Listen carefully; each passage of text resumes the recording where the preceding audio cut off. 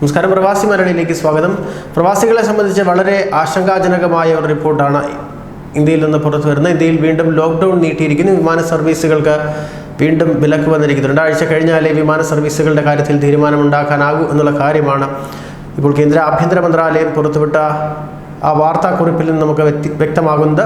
Road, rail, metro ഗതാഗതങ്ങൾക്കെല്ലാം പൂർണ്ണമായ നിയന്ത്രണങ്ങളാണ്, വിലക്കാണ് ഏർപ്പെടുത്തിയിരിക്കുന്നത് ഇപ്പോൾ. അതുകൊണ്ട് തന്നെ വിമാന സർവീസുകൾ ഉണ്ടാകില്ല എന്നുള്ള കാര്യമാണ് വ്യക്തമാക്കപ്പെടുന്നത്. ഇനി പ്രവാസികളെ നാട്ടിലെത്തിക്കാൻ വേണ്ടി മാത്രം പ്രത്യേക രീതിയിൽ എന്തെങ്കിലും കേന്ദ്ര സർക്കാർ ചെയ്താലേ ആ പ്രതീക്ഷകൾക്ക് ചിറക് മുളയ്ക്കുകയുള്ളൂ. എന്തായാലും പ്രവാസികളെ സംബന്ധിച്ച് വളരെ തിരിച്ചടിയാകുന്ന ഒരു വാർത്ത തന്നെയാണ്. എല്ലാവരും പ്രതീക്ഷിച്ചിരിക്കുകയായിരുന്നു നാട്ടിൽ എത്താനായി. ഇതിനുള്ള നടപടിക്രമങ്ങളും തുടരുന്നു എന്നുള്ള ശുഭവാർത്തകൾ പുറത്തു വരുന്നതിനിടെയാണ് വീണ്ടും ലോക്ക്ഡൗൺ നീട്ടിക്കൊണ്ടുള്ള പ്രഖ്യാപനം ഉണ്ടാകുന്നത്.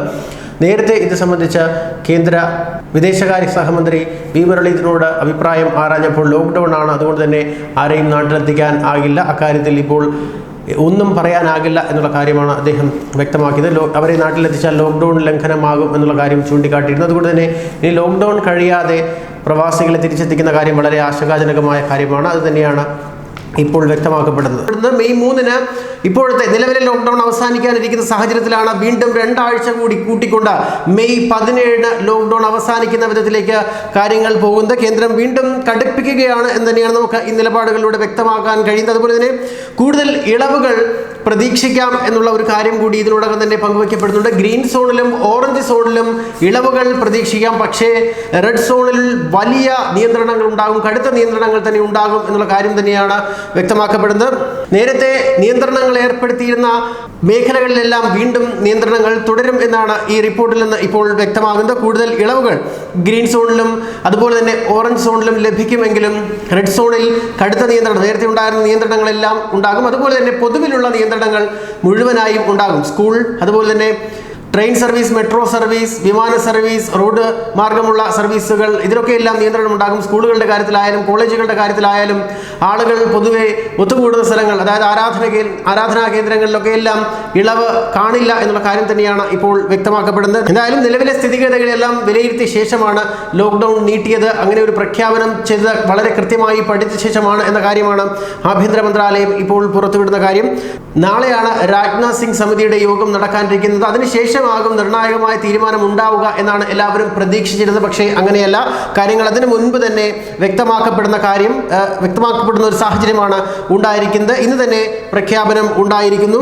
എന്തായാലും നേരത്തെയുള്ള നിയന്ത്രണങ്ങളെല്ലാം തുടരും എന്ന കാര്യം തന്നെയാണ് ഇപ്പോൾ വ്യക്തമാക്കപ്പെടുന്നത്. തീവ്രബാധിത മേഖലകളിൽ പൂർണ്ണമായും ഇളവുകൾ ഇല്ല എന്നുള്ള കാര്യം കൂടി കേന്ദ്രം ഇപ്പോൾ വ്യക്തമാക്കുന്നുണ്ട്. പുതിയ മാർഗനിർദ്ദേശം കേന്ദ്ര ആഭ്യന്തര മന്ത്രാലയം പുറത്തുവിടുന്നുണ്ട്. Travel by air, train, metro, road, school, college, hospital, hotels, restaurant, അതുപോലെ തന്നെ ആളുകൾ കൂടുന്ന സ്ഥലം, ഇവിടെയൊക്കെ എല്ലാം കടുത്ത നിയന്ത്രണങ്ങൾ ഉണ്ടാകും എന്ന് തന്നെയാണ് ഇപ്പോൾ കേന്ദ്രത്തിൻ്റെ റിപ്പോർട്ടിൽ നമുക്ക് മനസ്സിലാക്കാൻ കഴിയുന്ന പ്രധാന കാര്യങ്ങൾ എന്നുള്ളത്.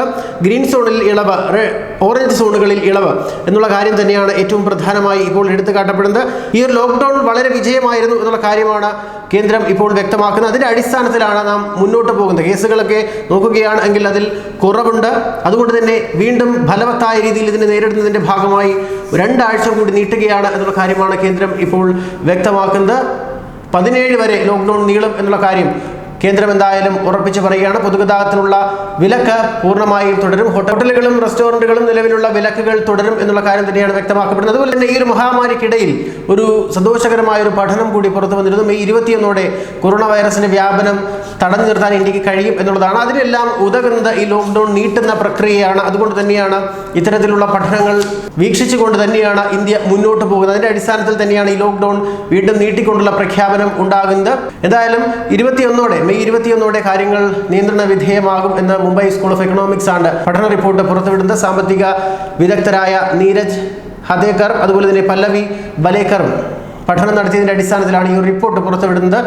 ഇന്നുവരെയുള്ള കണക്ക് പ്രകാരം 25,007 കേസുകൾ രാജ്യത്ത് റിപ്പോർട്ട് ചെയ്തിരുന്നു. 1147 പേർ മരിക്കുന്ന ഒരു സ്ഥിതിവിശേഷവും ഇന്ത്യയിലുണ്ടായി. പക്ഷേ കാര്യങ്ങൾ നിയന്ത്രണ വിധേയമാകും എന്നുള്ള കാര്യം ഏറെ പ്രതീക്ഷയോടെ ഉയർത്തിക്കാട്ടപ്പെടുമ്പോഴാണ് വീണ്ടും ലോക്ക്ഡൗൺ നീട്ടിക്കൊണ്ടുള്ള കേന്ദ്രത്തിന്റെ പ്രഖ്യാപനം ഉണ്ടാകുന്നത്. ന്യൂസ് ഡെസ്ക് മലയാളി വാർത്ത.